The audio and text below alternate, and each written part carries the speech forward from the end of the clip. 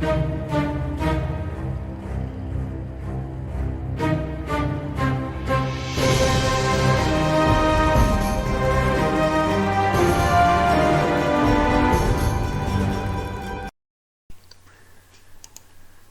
guys, DJ Guildmaster with Spooling Gamers Guild back with a little something of a different video. I've been doing a lot of teaching games for Team Yankee, and so I haven't done a lot of videos lately. I've also been on vacation, and a lot of people have questions on the force organization chart, like how it works, stuff like that, how to read it. So this video is going to be how down there and how to do it. So I'm going to use the American book here. I'm also going to refer to the page. I think it's like 76 in the main rule book, I believe. So, yeah, I think it's 76. But I'm going to use the American book for most of this. But I just want to show you a picture of like the example they give. I think it's the British in the book. Yeah, it's the British. It just gives you down and dirty. So we're going to go ahead. We're going to get into the American one here. It's pretty early in the book. So this is basically your formations. This has how many formations you can have. You have like multiples of each one. You can see that. The gray down here are support units, and those are not compulsory. You have NATO support and you have a formation support. Like for this, you can see there's like multiples, like 3 Abrams formations, 2 M60 formations, stuff like that. So what we're going to do, I'm going to use the American Mech Company as the example today. You can have up to 4 of them, it looks like in a formation. And you can have your support units down here. So we're going to go ahead and we're going to go into it. And since we're using the American Mech Company, we'll just go to that page, and I'm going to show you an overlay. I'm using this free use, so I'm not like trying to steal it. So here it is. So as you can see, you have some black units and you have some gray units. The black are compulsory, the gray are optional. So you don't have to put them in your formation. You can if you'd like to. So what we're going to do is we're going to do the 3 black ones and a couple extra. So your top formation is your HQ. You have to have one of those and 2 mech platoons. You can have a 3rd mech platoon if you'd like. A tank formation, like a platoon. Some mortars, some scouts, and some hammerheads. Though gray are all optional. You don't have to take them if you don't want to. But for this, we're going to take a couple just to show you. But this is the basic gist of a company. So right now what I'm going to do is I'm going to go ahead and go to the actual physical example and show you how we build it. Okay, so this is the 3 black unit boxes that I showed in the last picture. So those are your mech platoons. These are mid-size, so there's 3 tracks apiece, 3 bases of infantry, 2 dragons. Your command of 1 and your other platoon is exactly the same. Now, for these, you can do additional options to make them larger. So each actual platoon has its own card. I'm going to show you a picture of that card, and then we're going to go into the actual upgrades. I made it a little bit fuzzy, so keep like totally ripped off of my video here. Like I said, I'm using this free fair use. I'm not trying to like make money off this with Battlefront. So let's go ahead and look at the card. I actually have a bigger picture up for you guys to see. So as you guys can see, there is the basic point values. There's special rules which we're not going to go into. But for 4 points, you get like 3 mechs, 3 rifle, 2 dragons. And then for 2 more points, you get actually a larger. So now that we know that, we'll go back to the visual example.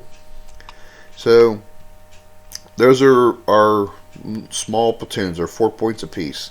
So we're going to add 2 points on, make them 6 points.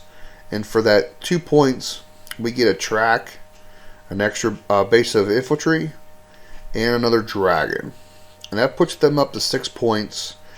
And with the HQ of 1 point, that's up to 13 points. You know, I mean, it's pretty nice size. And again, this is all your compulsory units. These are the bare bones you need to make this company. And again, you have options at the very bottom. So for another point, you can add a dragon. So what we're going to do, we might as well do it just for the example. So for another point, it's another dragon. So we went from 13 points to 15 points. 7, 7, and then 1. So it's like 14 or 15 points, correction. So that's our compulsory. Everything else we take in the formation is going to be extra. So let's go back to our formation card, look at the gray boxes, because these are additional. So as you can see, we can go ahead, we can take all kinds of stuff. But for this example, we're going to take another infantry platoon, which is the third gray box. We're going to take a mortar section and one scout section. As you can see the double things, that means there's two variations for the scout section, either a Bradley Scout or 113. We're taking 113 for this example. So let's go back to the physical example. Alright, so here's our formation. So let's go ahead, we're going to add that 3rd Infantry platoon. We're just going to do the regular sized one. So 3 tracks, 3 guys, or like 3 bases, like 249 bases and 2 dragons. Okay, we got that. Now, as you can see, this is our entire formation so far. So our 3 compulsory and 1 gray box unit. We're still going to add another 2 units onto this. So what we're going to do, we're going to go ahead. We're going to add on the mortar section here. So let me go ahead and grab those. So the mortar section, it's going to be 3 mortar tracks. Now you have different options for this, make them larger or smaller. We're going to do it for 3, and then we're going to add 1 scout section 113s. Now again, that's a great unit. This is the entire formation for our formation, so to speak. So if we take like leadership checks, like morale, it's everyone inside this box right here. They're all part of this organic formation. So now we kind of have that. What we're going to do, we're going to start going over some support units, stuff that you can add to your formation. Now these are the gray boxes you saw in the very first picture overlay, where it shows like what formations you can pick from, and you have support units. So let's go back to that picture. Oh, I was jumping back and forth. Let's go there. So as you can see, we're going to be pulling from the bottom, the gray boxes, and some of them have multiples, like you see like 2 Apaches. That's because you can take 2 units of it. In this case, we're going to take 1 FO, and we're going to take 1 set of Val 136s for anti-air. I wish I had a better like drawer so I could draw it on here. Unfortunately, I'm still learning how to do editing. So now we're back. Let's add the 136s. We're just going to add a group of 2, and then we're going to go ahead and add our FO. Now, normally FOs are locked unless you have some sort of artillery unit, like a set of paladins, LRMs, or mortars. We have our mortars here, and because we have those, it unlocks the FO. So now we have the FO, so you can call for fire for them guys. So these guys are support units. Now they can benefit from your formation commander's reroll ability and stuff like that, because they're attachments. Now when it comes to full formation support, or formation morale, they don't count, but they can still benefit from his ability. Now the next thing we're going to go over is formation support, which is additional units. So let's go back to our overlay, and here's the picture of it. It's formation support. So basically you can field a compulsory combat unit with a black box from the above formation as support. The stipulations to this are 2 things. 1, it can't be an HQ black box, and number 2, if you already have that unit in your army, say like in this case a set of mechanized like 113s, we can't have another one just as support. Now, if we took a whole formation, it's one thing, but we just can't take like an obliqual extra mech platoon. So we can't have a fourth mech platoon as our formation support. It doesn't work that way. Unfortunately, the overlay doesn't show that. You have to read that in the actual rule book. Like it said, it's underneath the rules for formation building.